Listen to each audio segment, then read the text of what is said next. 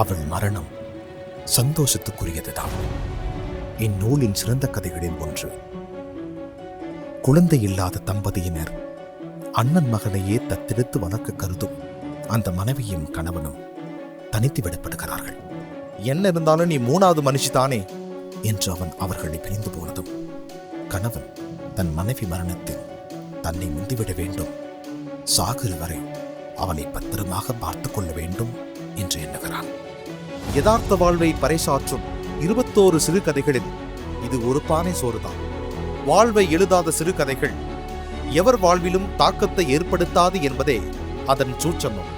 கடந்த காலத்தை விட இக்காலத்தில்தான் சிறுகதைகளுக்கான கூறுகள், வடிவம், மொழி, நடை, உள்ளடக்கம், எல்லை, கதை நகர்த்தல், கதை மாந்தர்களின் போக்கு போன்ற பல்வேறு வகையான நிலைகள் குறித்த தெளிவு ஏற்பட்டுள்ளது.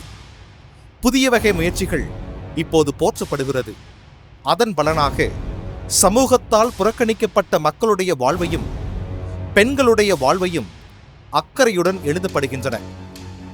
அப்படிப்பட்ட சிறுகதைகளை எல்லாம் ஒன்று திரட்டி உருவாக்கப்பட்டிருப்பதே பணத்தால் அடித்தால் வடிக்காது நூல். தூத்துக்குடியை பிறப்பிடமாகவும் சென்னையை வாழ்விடமாகவும் கொண்ட படைப்பாளி சாஸ்தா என்கிற சாஸ்தா செல்வராஜ் அவர்களுக்கு இது முதல் நூல். ஆனந்த விகடனில் சொல்வனம், கவிதை உறவு போன்ற சில பத்திரிகைகளில் கவிதைகள் எழுதி பிரசுரமாகி இருந்தாலும் சிறுகதைகள் எழுதுவதிலேயே நாட்டம் அதிகம் இவருக்கு.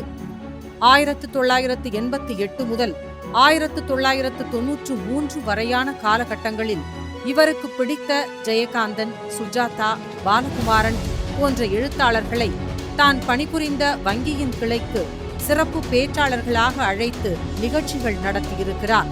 மேலும் திரைப்பட இயக்குனர் பாலுமகேந்திரா அவர்களின் கதை நேரம் என்ற தொலைக்காட்சி தொடர் சன் டிவியில் ஒளிபரப்பான சமயத்தில் இத்தொகுப்பில் உள்ள சில கதைகளை அவரிடம் கொடுத்திருக்கிறார்.